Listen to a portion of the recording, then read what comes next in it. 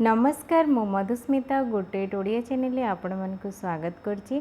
आपण मानक रजर अनेक अनेक शुभेच्छा।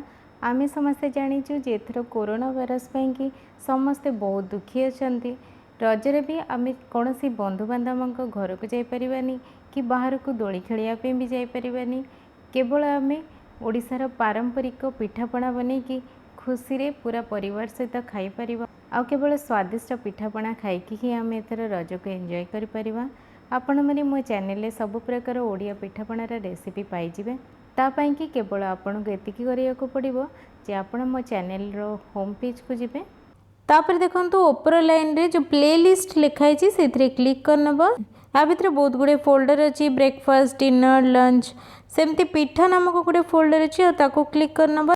ता भितर सब प्रकार पिठापଣା अछि, जोटा भी आपन को दरकार आपन क्लिक करनेबे।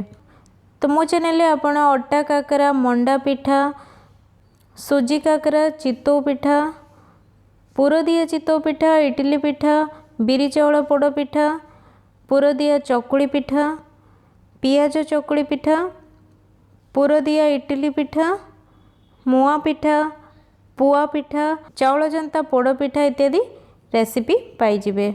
जदि कौन सी स्वीट डिश बनवाई चाहते ताहले प्लेलिस्ट भितर जाइए स्वीट एंड डेजर्ट फोल्डर को क्लिक करूँ। से सब प्रकार मीठा रेसिपी आपन को मिल जाव।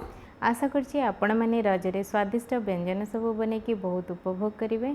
ताहले आपण मन को पुणी रजर अनेक अनेक शुभेच्छा जणाइकी रहुछि।